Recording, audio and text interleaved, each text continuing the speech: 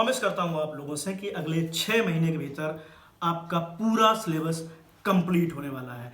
बस आपको हमेशा मेरा साथ देते रहना है। मैं आपको जिस तरीके से बताऊं बस उन चीज़ों को आप फॉलो करते जाइए केवल। सबसे बेहतरीन चीज़ मैंने ये देखी है कि मेरे बनवाए हुए नोट्स के बाद आपको कंपटीशन की तैयारी के लिए कहीं बाहर जाने की जरूरत नहीं है। आप साथ ही साथ बोर्ड की तैयारी कर रहे होंगे और बिल्कुल आपके साथ में कंपटीशन की तैयारी साथ चल रही होगी पैरेलल। उसके बाद आपको ये दिल्ली, ये कोटा, ऐसा कुछ भी बाहर जाने की आवश्यकता नहीं होती है, क्योंकि भाई मेरे सिलेबस वही होता है। उसको फाउंडेशन कर देते हैं वो लोग, लाली लिपस्टिक लगा के चिपका दिए, आपको लगने लगा बड़ा सा कोर्स हो गया है। कुछ नहीं होता है। ये 11th-12th का सिलेबस ही आपकी कंपटीशन लेवल पे आता है, कुछ भी इसमें नहीं नया होता है। मैंने अपने पिछले 10 साल के अनुभव से ये एक चीज़ और महसूस की है कि प्रायः मैंने जो नोट्स बनवा दिए हैं उसके बाद, या मैंने जो भी उनको नोट्स बनवाने के बाद उनके साथ और भी चीज़ें ऐड करके बच्चों को दे दी हैं, प्रश्न लगभग इसके इधर उधर ही रहता है। इससे बाहर जाने की कोई संभावना नहीं होती है। कई बार 70%, 60% प्रश्न हूबहू वैसे के वैसे ही आते हैं। सो प्लीज गाइज, आप लोगों को मेरा साथ देना है, हिम्मत बांध कर मेरे साथ लगे रहना है, और आप देखेंगे कि आपने चुना हुआ सिलेक्ट टीचर आपका गलत नहीं है, आपको बिल्कुल सही रास्ते पे लेगा। और ये सब आपको सिर्फ निःशुल्क मिलने वाला है, जिसके लिए आपको कोई भी कॉस्ट चुकानी नहीं होगी।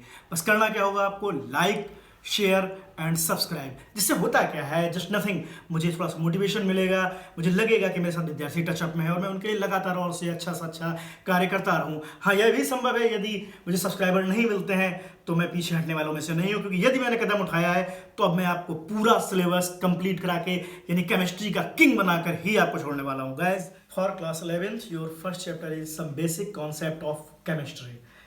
सम बेसिक कॉन्सेप्ट ऑफ केमिस्ट्री, यानी केमिस्ट्री के बिल्कुल बेसिक कॉन्सेप्ट। ये चैप्टर पहला ऐसे ही नहीं रखा गया है, ये इसलिए रखा गया है कि 11th में पहले आप बेसिक बातें केमिस्ट्री की जान लें कि केमिस्ट्री चलती किससे है। भाई मेरे, आप गाड़ी लेकर चलना चाहते हो तो गाड़ी में आपको पेट्रोल डालना पहले चेक करना रहेगा कि पेट्रोल डाला है कि नहीं डाला है। जब पेट्रोल डालोगे तब आपकी गाड़ी आगे चलना स्टार्ट होगी।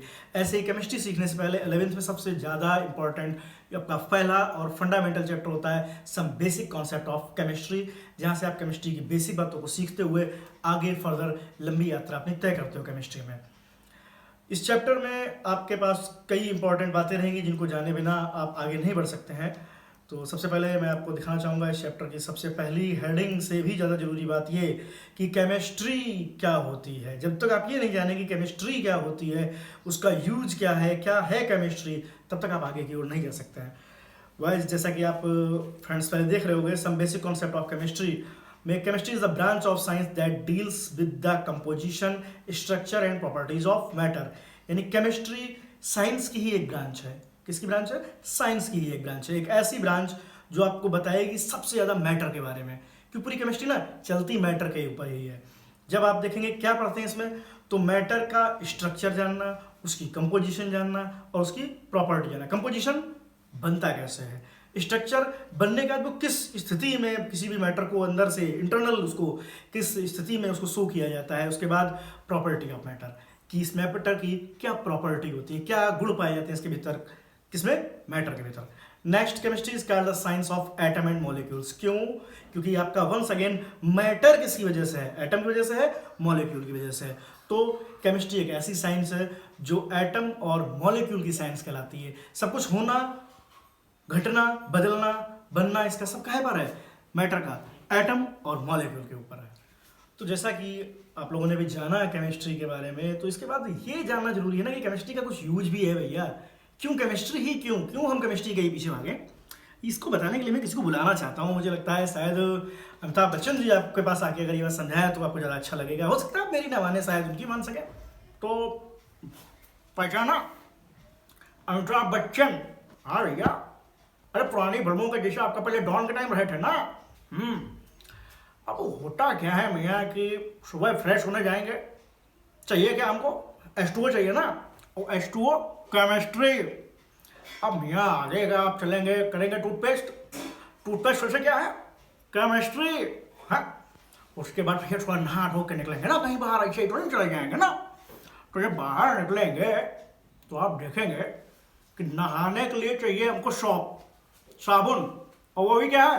केमिस्ट्री। कुल मिला के मैं कहना ये चाहता हूँ कि आपको हर जगह लाइफ में केमिस्ट्री ही यूज़ करनी पड़ेगी। Food, yes chemistry, batteries, again chemistry, papers, petrol, plastic, detergents, clothes, ये सारी चीज़ें क्या है? केमिस्ट्री है। यानी हम लोग की सुबह से लेकर शाम तक हर जगह केमिस्ट्री है और मिलियंस में भी कंपाउंड्स होते हैं, डिफरेंट प्रकार के कंपाउंड्स होते हैं।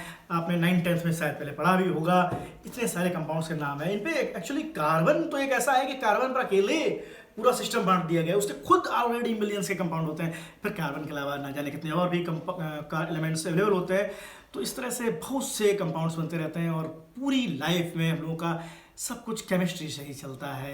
इवन हम आप इंटरेक्ट हो रहे हैं तो ये हम लोगों के बीच में जो अट्रैक्शन भी बनता है, इसमें जो हार्मोन वर्क कर रहा होगा वो भी कोई ना कोई केमिकल ही होगा।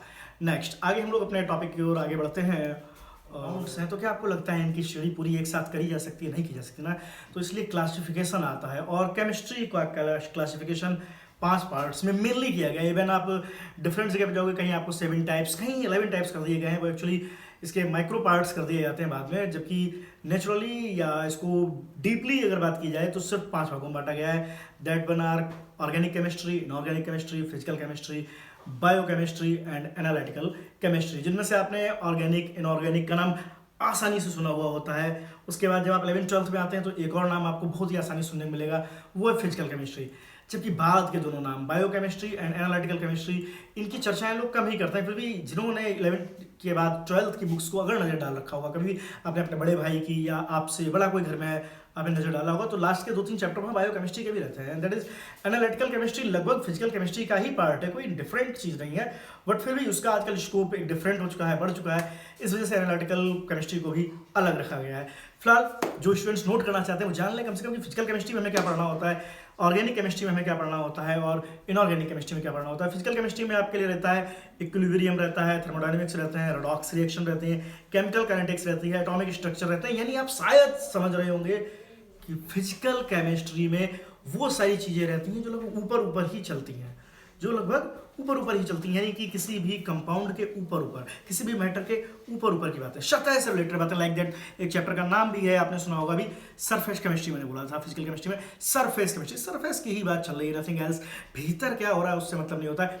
और हाँ, जो लोग जानना चाहते हैं कि केमिस्ट्री में न्यूमेरिकल्स की संभावना कहाँ अधिक होती है, तो मैं उन्हें बता दूं कि केमिस्ट्री में सबसे ज़्यादा न्यूमेरिकल की संभावना फिजिकल केमिस्ट्री में हुआ करती है। देन नेक्स्ट आपका ऑर्गेनिक केमिस्ट्री, नाम से ही आप जानते होंगे ऑर्गेनिक केमिस्ट्री, हिंदी नाम थोड़ा ध्यान दीजिए इसका, कार्बनिक रसायन। कार्बनिक यानी जी हाँ, कार्बन से ही संबंधित पूरी होती है, सारी बातें इसमें कार्बन से रिलेटेड होती है। कार्बन के कुछ कंपोनेंट्स के साथ में भी कुछ रहते हैं एसोसिएट्स टाइप के, जैसा कार्बन विद हाइड्रोजन, जैसा कार्बन विद हाइड्रोक्साइड, जैसे carbon with nitrogen, something else. But carbon with, हाँ भाई, कार्बन कंपलसरी है। और सेकंड वन कंपलसरी होता है, 99% आपको यहाँ पर हाइड्रोजन जरूर मिलता होगा हर जगह। तो ऑर्गेनिक केमिस्ट्री में आपके जीओसी यानी general organic chemistry, hydrocarbons, aldehyde, ketone, carboxylic acid, amine, alcohol, phenol ether, ये सारी चीज़ें आपकी कहाँ से रहती हैं संबंधित? जी हाँ, ऑर्गेनिक केमिस्ट्री से रिलेटेड। इसके बाद नेक्स्ट मैं आपको बता दूं, इनऑर्गेनिक केमिस्ट्री में हम लोग पढ़ते हैं दुनिया भर के कार्बन को छोड़ के जितने भी एलिमेंट हैं उनके बारे में और उनके अंदर, उनके बाहर फिजिकल केमिस्ट्री लर्न है आप लोगों को, गुड। उनके भीतर जब हम जाएंगे तो वो क्या आ जाएगी? Inorganic chemistry. इसमें आपके कॉमन जो पॉपुलर चैप्टर रहते हैं वो like that chemical bonding, P block, S block, coordination compound and D और एफ ब्लॉक। जी हाँ, पीरियोडिक टेबल की बातें भी इसी में लगभग आती हैं, आपको जानना होगा। और पीरियोडिक टेबल में ही 4 ब्लॉक में उसको डिस्ट्रीब्यूट किया गया है, S block, P block, D block, F block. ये सारी बातें कहाँ से रिलेटेड है?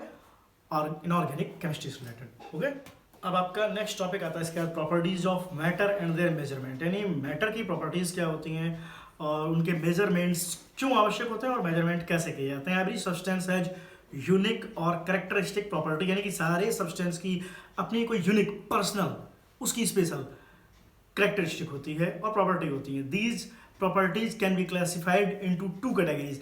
अब ये सारी प्रॉपर्टीज जो होती है ना, इनको 2 हिसाब से पढ़ा जाता है। आपका पहला फिजिकल प्रॉपर्टी के रूप में और दूसरा केमिकल प्रॉपर्टी के रूप में। मैंने आपको कई बार एक वर्ड सिखाया, जब भी फिजिकल आता है तो उसका तात्पर्य होता है किसी भी चीज़ के ऊपर ऊपर की बात, जो हम ऊपर से देख सकते हैं। मान लीजिए हम केमिस्ट्री नहीं जानते, हम उसकी बारे में कुछ भी अंदर नहीं जानते हैं, मॉलिक्यूलर सिस्टम नहीं जानते, तो ऊपर ही ऊपर से जो हम पहचान सकते हैं वो सारी फिजिकल चीज़ें होती हैं। जो भी हम लोग डिटेल में अंदर जाते हैं, गहराई में क्या है इसके भीतर, इसकी कैरेक्टरिस्टिक क्या होता है, वो सारी चीज़ें केमिकल में आती है। फिलहाल इस चीज़ को एक्सप्लेन करते हैं यहाँ के द्वारा, कि आपके पास नोट्स में अवेलेबल रहेगा। Physical properties are those property which can be measured और observed without changing the identity और कंपोजिशन ऑफ द सब्सटेंस। यानी सब्सटेंस का आप कुछ भी चेंज ना करें, बिना कुछ चेंज करें आपको जो भी उसके बारे में समझ सकते हैं, वो सारी चीज़ें क्या होती हैं, फिजिकल प्रॉपर्टी होती है। यानी आपको कोई भी केमिकल चेंजमेंट ना हो जाए उसके भीतर बिना कुछ चेंज किए।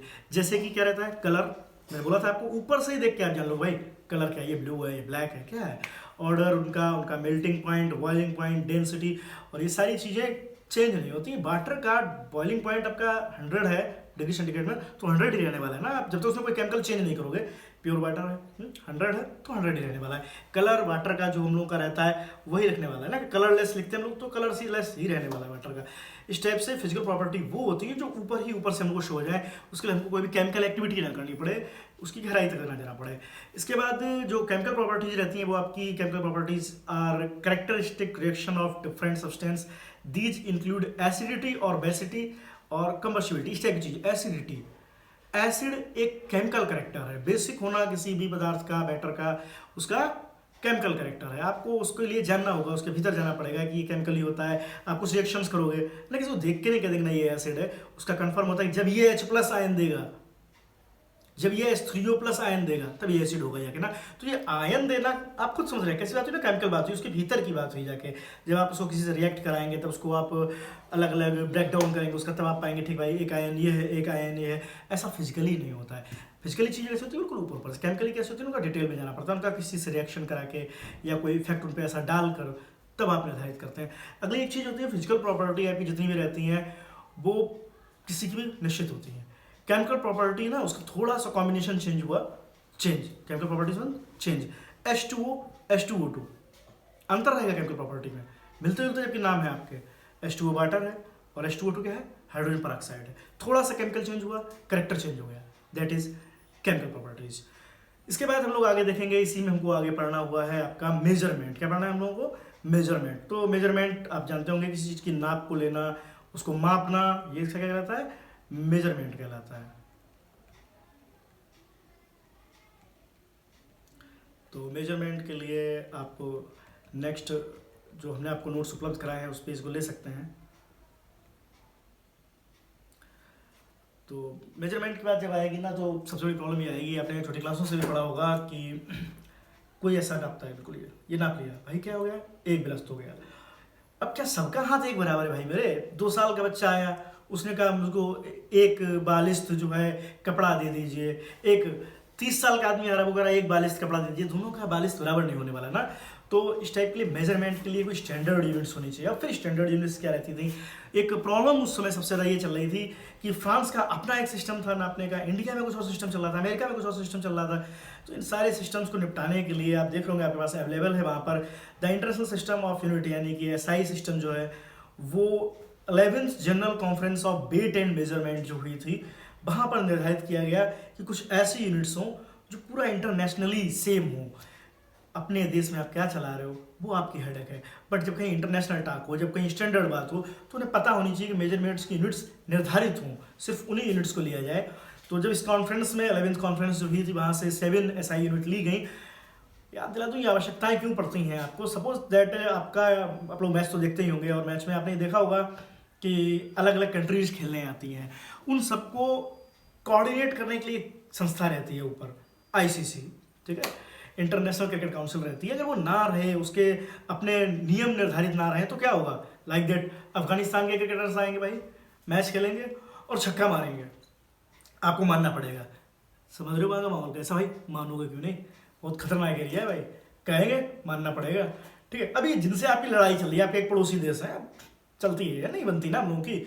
अब वहाँ तो क्या होगा भाई, लाठी डंडे चल जाएंगे छोटी छोटी बात पे, नहीं मेरा फोर मानो, नहीं मेरा फोर इतना बड़ा होता है, नहीं भाई मेरा फोर इतना बड़ा होता है, मेरे यहाँ तो 2 दौड़ लो 4 माने जाते हैं।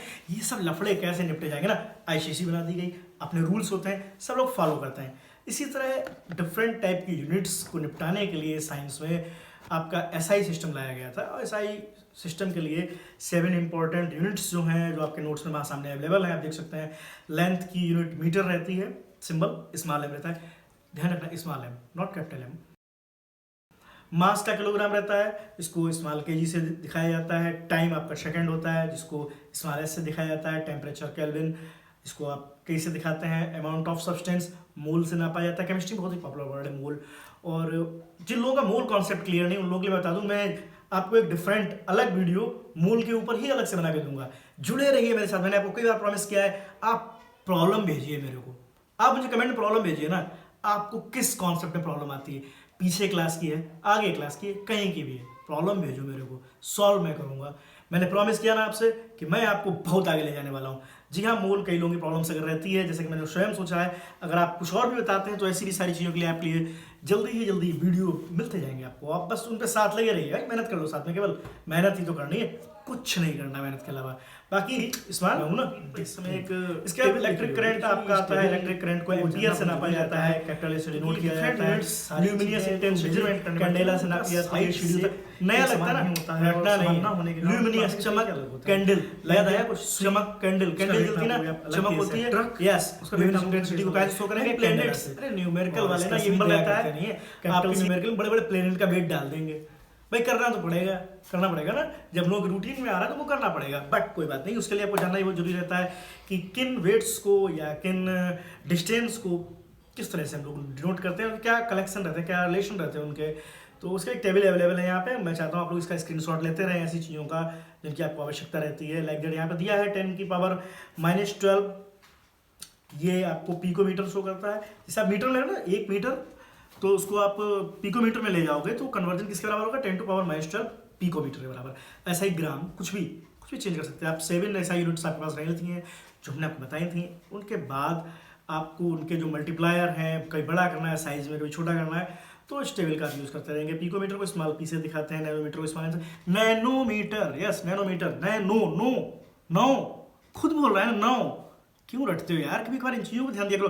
फिर भी अगर जिन बच्चों को प्रॉब्लम आती है इस टाइप की टेबल्स को लर्न करने में, आप अपनी टेबल की प्रॉब्लम डालिए ना, मैं आपको ट्रिक्स भी अवेलेबल कराने वाला हूँ आगे वाले वीडियोस में। आपको कहाँ पे क्या लर्न करने में प्रॉब्लम आ रही है ना, मुझे कमेंट सेशन में बताते रहिए, वीडियो में दूंगा भाई, बना दूंगा आपकी लाइफ, बस आप के साथ देते रहिए।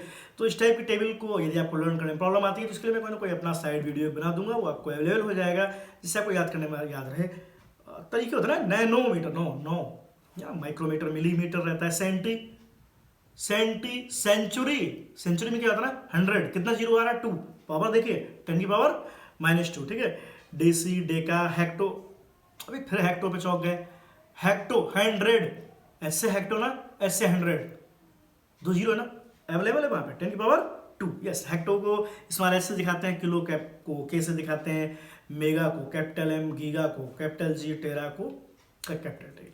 ओके, तो इस टेबल को जानने के बाद आपके जो न्यूमेरिकल्स में कई बार कन्वर्जन यूज़ करने होंगे, उसमें आपको प्रॉब्लम नहीं रहेगी।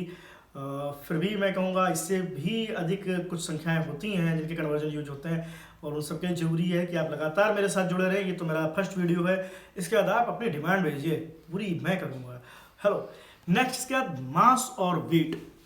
सुनने में लगभग एक जैसा लगता है, मास वेट, ऐसा लगता है कि बिल्कुल एक समान है, लेकिन ऐसा कुछ नहीं है, इनमें एक अंतर रहता है। जो मैंने आपको फिगर वहाँ पर दिखाया हुआ, उस फिगर को आप देख रहे होंगे कि मास एकदम बिल्कुल फ्री मैंने बना रखा है कहीं भी।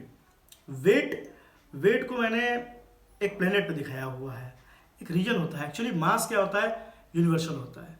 कहीं जाइए, किसी भी कोने में पहुंच जाइए, आपका मास जितना है वैसा ही रहेगा। कहीं नहीं, देखिए बिल्कुल फ्री है वो, वहां पर जो लड़का खड़ा है बिल्कुल फ्री है, कहीं भी जाइए आपका मास सेम रहना है। बट वेट पे एक कंडीशन लगी है प्लेनेट की, कि आप किस जगह पर हो, उस जगह के आधार पर आपका वेट डिफरेंट होगा। कैसे होगा, डेफिनेशन में आप देख लोगे, mass of a substance is the amount of matter present in it, while weight is the force exerted by gravity on an object। यानी फर्स्ट थिंग, मास एक अमाउंट है, केवल किसका अमाउंट है, कितना मैटर उस सब्सटेंस में मौजूद है, जबकि वेट फोर्स होता है। वेट फोर्स होता है, और क्या फोर्स होता है कि उस चीज पर, उस ऑब्जेक्ट पर कितनी ग्रेविटी लग रही है। तो मैंने वर्ड बोला था ना कि वेट तो भाई कनेक्ट हो गया ना, आप कहां पर हो, इस जगह पर। बट मास बिल्कुल फ्री है, मास के साथ ऐसा कुछ भी नहीं होता है कि आप कहां पर हो, कहीं भी हो ना, मास उतना का उतना ही रहेगा। भाई फादर्स नेम है, मास बदल नहीं सकते हो, फादर का नाम जो है ना वही रहने वाला है, ठीक है। नेक्स्ट आगे देखते हैं, the mass of a substance is a constant whereas weight may vary from one place to another place due to the change in gravity। जैसे जैसे ग्रेविटी चेंज होगी वेट चेंज होता रहता है, बट मास चेंज नहीं होता है। Father's name आपका सेम रहने वाला है, सबका भाई, आपका क्या, सबका, मेरा सबका। The mass of substance can be determined very accurately by using analytical balance. Analytical balance एक इंस्ट्रूमेंट होता है जिसकी हेल्प से आप किसी चीज़ का मास नाप सकते हो। और मैंने बताया था कि मास जो हो जाएगा ना वो परमानेंट वही रहने वाला है। आप मंगल ग्रह पे जाइए, आप दूसरे ग्रह पे चले जाइए, कहीं चले जाइए, चेंज होने वाला नहीं। बट वेट तो ऐसी चीज़ है ना, आप एक ही प्लेनेट पे आपका चेंज हो जाएगा। आप वाटर लेवल के ऊपर कहीं खड़े हो, यानी समुद्र वगैरह किसी जगह पे खड़े हो, आप पोल्स पे खड़े हो, आप जो है पृथ्वी के बिल्कुल सेंटर पे खड़े हो, इन सारी जगह पे तक वेरी करता है वेट। ठीक है, आउट ऑफ अर्थ चले जाइए फिर तो काफ़ी चेंज होने वाला है आपका वेट। तो हैंस आपने ये समझा कि मास कांस्टेंट रहता है, कभी वेरी नहीं करता है, किसी भी जगह पे आप चले जाइए, बट वेट आपका वेरी करता रहता है, आपके प्लेस टू प्लेस वेरी करता रहता है। नेक्स्ट थिंग है डेंसिटी। नथिंग न्यू, मैथमेटिक्स में भी आपने कई बार कुछ सवाल लगाए होंगे, ऐसे 7th 8th में ही लगाए होंगे जहाँ पे डेंसिटी का यूज हुआ होगा।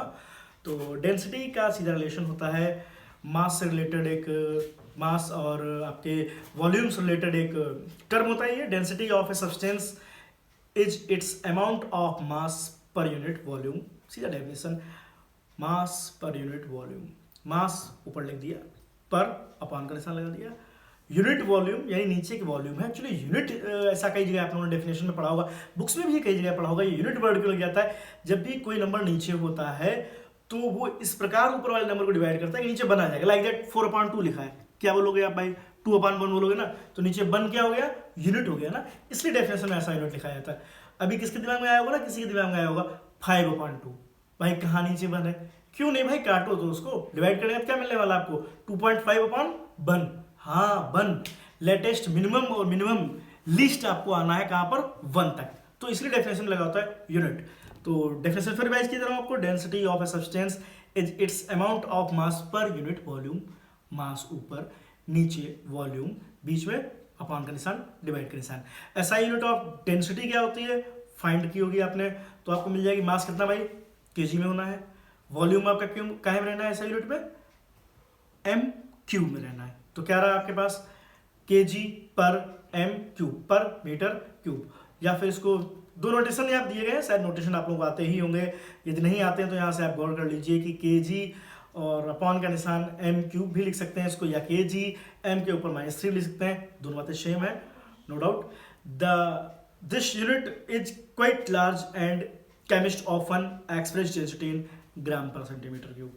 यानी कि केमिस्ट के पास कब भाई किलो में सामान आता है, प्रैक्टिकल किलो में कौन करता है, ग्राम में करना है ना। तो एक कन्वर्जन रहता है कि आपको किलोग्राम पर मीटर क्यूब की जो एसआई यूनिट है वो, जो कि केमिस्ट्री में जो यूज करते हैं लोग ज़्यादातर, वो आपकी ग्राम पर सेंटीमीटर क्यूब होती है, क्योंकि ज़्यादातर किए गए प्रैक्टिकल बहुत ही छोटे वॉल्यूम में होते हैं और बहुत छोटे ही मास में होते हैं। नेक्स्ट आपका टॉपिक होने वाला है टेम्परेचर। टेम्परेचर आप अच्छी तरह जानते ही होंगे, टेम्परेचर तो आजकल गर्मियों में तो रियल ही कितना अधिक चल रहा है। फिलहाल there are 3 common scales to measure temperature. Common scale 3 ही है, वैसे आपके पास 6 और 7 टाइप रहती हैं टेम्परेचर नापने की, इसमें र्यूमर स्केल वगैरह ऐसी कई चीज़ें होती हैं।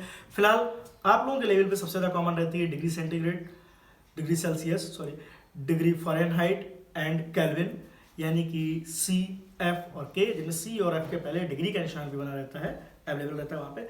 तो यहाँ पे कॉमन फार्मूला दिए गए हैं कि एफ का कन्वर्जन यदि हमको सी में करना हो या के का कन्वर्जन सी में करना हो, स्क्रीनशॉट ले सकते हैं आप, फार्मूला अवेलेबल है यहाँ पर, और उससे आप जान सकते हैं किस हिसाब से इनका कन्वर्जन होता है। एक्चुअली आपके लेवल पर ये न्यूमेरिकल्स भी बहुत कॉमन होते हैं। न्यूमेरिकल्स के लिए मैं बहुत जल्दी ही बोर्ड पर आकर आपके इस चैप्टर के सारे न्यूमेरिकल निपटाने के लिए एक अलग वीडियो भी अवेलेबल कराऊंगा आपको। डोंट वरी, थ्योरी भी मिलेगी आपको, न्यूमेरिकल भी मिलेगा, सॉस है, खट्टा भी मीठा भी, लेते रहिए, पूरा स्वाद लीजिए मेरे साथ, बस साथ देते रहिए।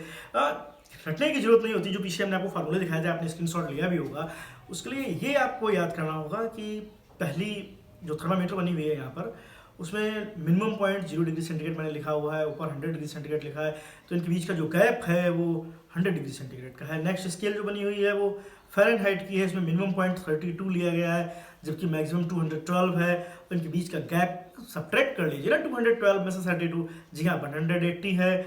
और केल्विन स्केल दी हुई है जहाँ पे 273 मिनिमम पॉइंट है आपका, 373 आपका मैक्सिमम पॉइंट है, यहाँ भी गैप 100 का है। एक्चुअली इस रिलेशन को स्क्रीनशॉट लीजिए जरा, फिर मैं दिखाता हूँ आपको आगे कि आपके यहाँ आप स्क्रीन के किनारे देख पा रहे होंगे, लिखा हुआ है F-32/180 equal to C/100 equal to K - 273/100। ये वो फार्मूला आपको अवेलेबल कराया गया जिससे आप तीनों कन्वर्जन एक साथ याद रख सकते हो और इसको रटना भी नहीं पड़ेगा, क्योंकि आप देख लोगे मैंने F के साथ नंबर कौन से यूज़ किए, 32, आप स्केल देख रहे हो फ़ारेनहाइट की जो सामने अवेलेबल है, वहाँ पर मिनिमम पॉइंट कितना है 32। नीचे मैंने लिया है 180 अपॉन में, और 180 कहाँ पे है, ये गैप है मिनिमम और मैक्सिमम पॉइंट के बीच का गैप है, डिफरेंस है, वो 180 यहाँ पे लिया गया है, यानी आपको रटना नहीं है। क्या लेना है, किसी भी नॉर्मल रिलेशन लिखते समय उसकी स्केल का नाम माइनस उसका लोअर पॉइंट, जैसा यहाँ 32 है, जैसा कि सेंटीग्रेड में 0 है, जैसा कि केल्विन में 273 है।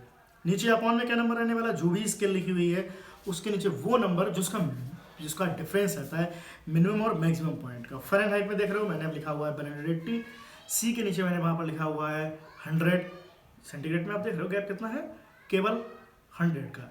उसके बाद आप केल्विन स्केल पे देख रहे हो मैंने नीचे लिखा है 100, क्यों, क्योंकि वहाँ पर भी गैप यानी कि डिफरेंस कितना है, केवल 100 का। ओके, तो ये वो फार्मूला है, कॉमन फार्मूला, जिसको आप बनाना भी स्वयं सीख सकते हो, आपको रटने की आवश्यकता नहीं होगी, और आप उस फार्मूले के साथ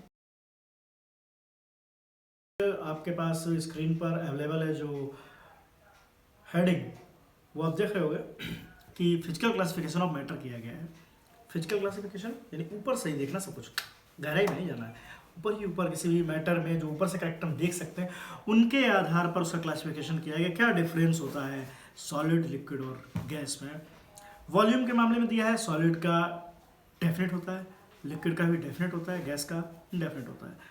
आपने अगर एक गिलास में कोई पानी भरा हुआ है, उसकी आपने जो भी मात्रा ली हुई है वो वही रहने वाली है, उसकी क्वांटिटी चेंज होने वाली नहीं है, वॉल्यूम उतना ही रहेगा। लिक्विड में भी वॉल्यूम आप जितना लेके जाओगे, में 5 लीटर लिया है वाटर अगर आपने, तो 5 लीटर रहने वाला है, वो अपने आप 5 लीटर से कम या ज़्यादा होने वाला नहीं है।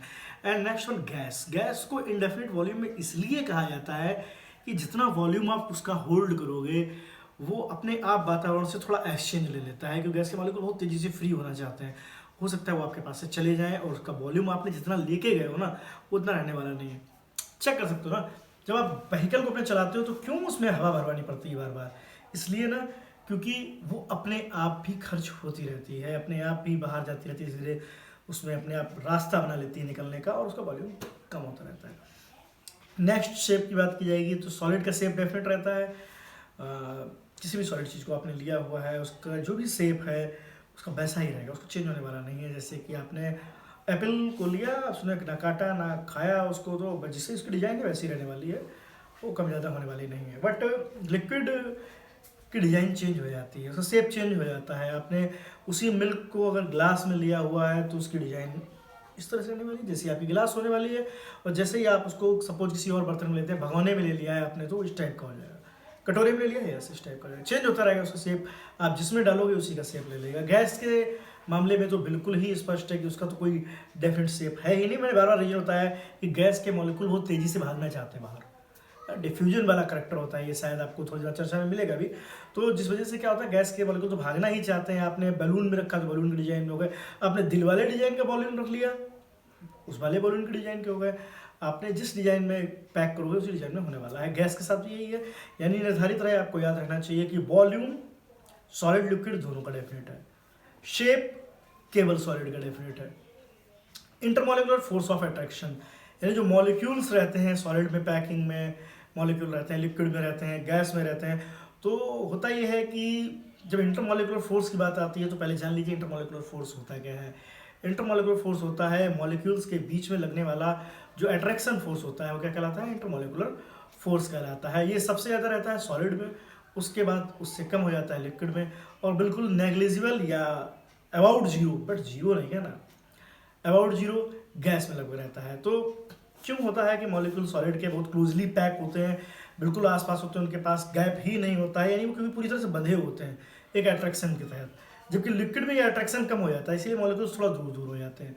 और गैस में यही फोर्स बिल्कुल ना के बराबर होता है, यानी उसके मॉलिक्यूल्स में आसपास आपस में कोई विशेष अट्रैक्शन नहीं रह जाता है। इसी वजह से मैंने आपको बोला भी था कि गैस के मॉलिक्यूल दूर भागना चाहते हैं, क्योंकि उनके बीच में अट्रैक्शन फोर्स ना के बराबर है, रहता ही नहीं है। तो इंटरमॉलिक्यूलर फोर्स की चर्चा करते करते मैं आपको याद दिला दूं कि जब सॉलिड चीज़ें होती हैं उनके भीतर हमारा हाथ इस टाइप से नहीं जाएगा।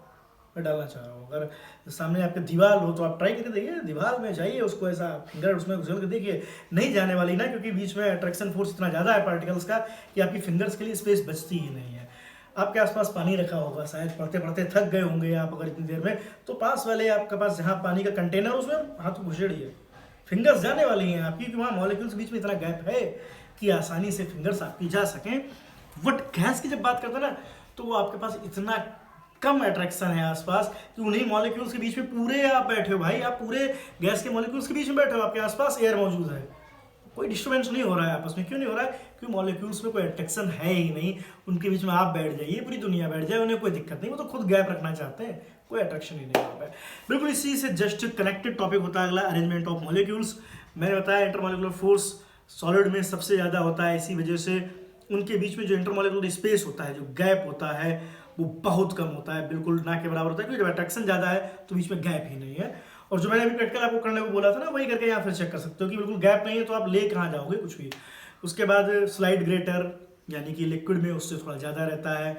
उसके बाद गैस आती है, highly compressible, sorry very great होता है, यानी बहुत ज़्यादा यहाँ पर गैप होता है, इतना ज़्यादा गैप कि मैंने बोला ना आप खुद पूरे उस गैप के बीच में बैठे हुए और कोई इफेक्ट पड़ने वाला नहीं है। एक चीज़ आपकी जो पीछे पॉइंट में रह गई थी, अरेंजमेंट ऑफ मॉलिक्यूल्स, तो वो ऑर्डरली अरेंज है। एक अरेंजमेंट का ऑर्डर होता है, एक सिस्टम होता है सॉलिड में, उसी के तहत वो पूरे मॉलिक्यूल्स पैक्ड होते हैं। उसके लिए आपको सॉलिड चैप्टर 12th का जल्दी ही मिलने वाला है मेरा, वहाँ पे आप पूरा डिटेल में देख सकते हो कि सॉलिड में क्रिस्टल और नॉन क्रिस्टल बिहेवियर जो आता है उनके अरेंजमेंट की वजह से ही आता है। फिलहाल यहाँ पे हम लोग बात कर रहे थे लिक्विड की, तो फ्री टू मूव होते हैं विद इन वॉल्यूम, अपने ही वॉल्यूम में, वॉल्यूम चेंज नहीं होना चाहिए, अपने ही वॉल्यूम में लिक्विड के जो मॉलिक्यूल होते हैं वो मूवमेंट करते रहते हैं, यानी कि एक ऑर्डर में अरेंज नहीं होते हैं, क्यों मूवमेंट कर रहा है, मूवमेंट करने वाला व्यक्ति ऑर्डर में नहीं आ कर रहा है, मॉलिक्यूल पूरा फ्री है। लेकिन गैस के मामले में तो वॉल्यूम के भी बाहर निकल जाते हैं ये, और फ्री टू मूव एवरीवेयर, कोई वॉल्यूम की लिमिट भी नहीं है, कहीं भी जा सकते हैं ये मॉलिक्यूल गैस के। कंप्रेसिबिलिटी, नॉट कंप्रेसिबल, सॉलिड दबा के देख लीजिए, अगर मतलब कोई भी सॉलिड ले दबाइए भाई, नहीं दबने वाला ना सॉलिड, अगर प्योर सॉलिड फॉर्म में होगा तो दबने वाला नहीं। बर्फ की सिल्ली आप जानते होंगे, अगर किसी के ऊपर गिर जाए तो उसके समय फ्रैक्चर भी आ सकता है पूरी सिल्ली से। क्यों? क्योंकि इसमें कंप्रेसिबिलिटी बिल्कुल नहीं होती है और पूरी तरह से पैक्ड होता है ऑलरेडी सॉलिड, आप उसे कंप्रेस नहीं कर सकते हैं। लिक्विड नॉट कंप्रेसिबल, उसे भी आप कंप्रेस नहीं कर सकते हैं पूरी तरह आप प्रेस नहीं कर सकते हैं, बट कर सकते हैं आप उसको थोड़ा सा, आप जब ऑर्डर में ले जाएंगे, आप अपना हाथ रखेंगे तो आपका हाथ थोड़ा अंदर तक जाता दिखेगा, क्योंकि इसका मतलब ये नहीं है कि उस लिक्विड को आप साथ में दबा लें, आपका हाथ अंदर जाएगा लेकिन वो लिक्विड आपके दबाने से नहीं दबा है। यानी सॉलिड को आप कंप्रेस भी नहीं कर सकते, उसका शेप भी डिस्टर्ब नहीं कर सकते हो। लिक्विड का आप शेप डिस्टर्ब कर सकते हो कंप्रेस करते समय, बट कंप्रेस वहाँ भी नहीं कर रहे हो। बट गैस हाईली कंप्रेसिबल, कितनी कंप्रेसिबल?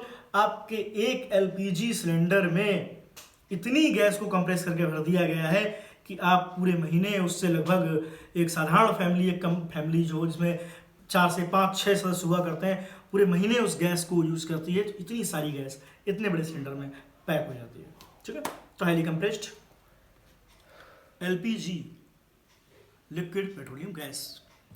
नेक्स्ट, इसके बाद एक्सप्रेशन ऑन हीटिंग, हीट करने पर एक्सप्रेस होना यानी कि फैलना। Liquid very little, solid very little, gas highly expand. Solid को अगर आप गर्म करेंगे तो उसमें कोई विशेष एक्सपेंशन नहीं होता, बहुत ही छोटा सा होता है, कई बार माइक्रोमीटर में होता है केवल ये। लिक्विड को आप गर्म करेंगे तो भी आपका कोई विशेष एक्सप्रेशन नहीं होता है, थोड़ा बहुत ही होता है केवल, और कई बार तो ये वेपर बन के चली भी जाती है आपके पास से, तो एक्सप्रेशन नहीं मिलने वाला वहाँ पे, जबकि एक्सपेंशन नहीं मिलने वाला है आपको। जबकि गैस को काफ़ी एक्सप्रेस किया जा सकता है, एक्सपेंस किया जा सकता है। थोड़ी ही मात्रा में जो गैस है आपको, उसको आपने कंप्रेस करके अगर रखा हुआ है तो आप उसको जब गर्म करेंगे तो वो तेजी से फैल जाएगी। और सीधी बात है, जिसको आप जितना ज़्यादा कंप्रेस कर सकते हो उसका रिवर्स आप उसको उतना ही ज़्यादा एक्सपेंस कर सकते हो। तो दोनों ही केस बिल्कुल फिट बैठते हैं गैस के ऊपर।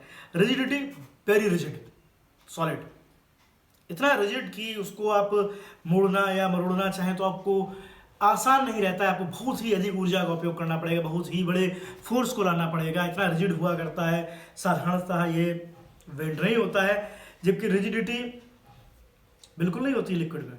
क्यों नहीं होती है?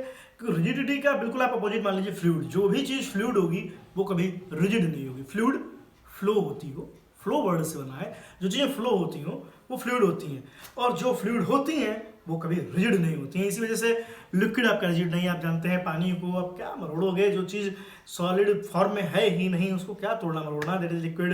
लिक्विड में रिजिडिटी होती ही नहीं है, इसीलिए इसको फ्लूइड कहा जाता है। गैस में भी रिजिडिटी होती ही नहीं है, इस वजह से इसको भी फ्लूइड कहा जाता है। अगेन याद दिला दें, जो चीज़ फ्लो होती है वो फ्लूइड कहलाती है। पानी बह सकता है, गैस बहती है, हवा बह रही है, कवियों में कहा गया है, कवियों की भाषा में कहा गया है हवा बह रही है।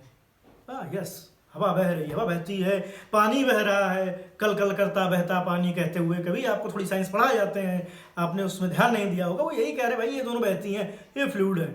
तो सॉलिड क्या है? रिजिड है, कि जो फ्लूइड नहीं है वो रिजिड है। नेक्स्ट आपका डिफ्यूजन की बात करते हैं। हमने बिल्कुल आपको स्टार्टिंग में बताया था, जब गैस की बात बोल रहे थे, शेप की बात कर रहे थे, तो जो भी चीज़ें डिफ्यूजन में बेटर होंगी वो अपना शेप निर्धारित करके नहीं रहेगी, अपना घूम सकती है। जैसे कि डिफ्यूजन के बारे में आपको बताया गया, they can diffuse due to kinetic energy of liquid and gas. Solid में खुद का कोई डिफ्यूजन नहीं होता है, उसमें काइनेटिक एनर्जी बहुत कम होती है सॉलिड चीज़ों में, जबकि लिक्विड में काइनेटिक एनर्जी सॉलिड से अधिक होती है और गैस के पार्टिकल्स में उससे भी अधिक होती है। तो जिसमें जितनी अधिक काइनेटिक एनर्जी होगी, ऑलवेज रिमेंबर, वो उतना ही अच्छा डिफ्यूजन करेगा। तो सबसे अच्छा डिफ्यूजन कौन करेगा? गैस करेगी, गुड। और सबसे कम डिफ्यूजन कौन कर रहा होगा? सॉलिड कर रही होगी। फ्लूइडिटी की बात आई थी, रिजिडिटी के जस्ट बाद मैंने कहा जस्ट अपोजिट है, तो बस उसको एक बार हम लोग एक शब्दों में पढ़ लेते हैं। आपको मैं एक्सप्लेन पहले ही कर चुके हैं। फ्लूइडिटी कांट फ्लो, किसके मामले में? सॉलिड के मामले में, क्योंकि जो रिजिड होगा वो फ्लो नहीं करेगा। लिक्विड और गैस दोनों के में लिखा हुआ है आपके सामने ही, वहां पे कैन फ्लो, यानी दोनों फ्लो कर सकते हैं। क्यों? क्योंकि दोनों रिजिड नहीं है, जस्ट अपोजिट है, रिजिड एंड फ्लूइडिटी।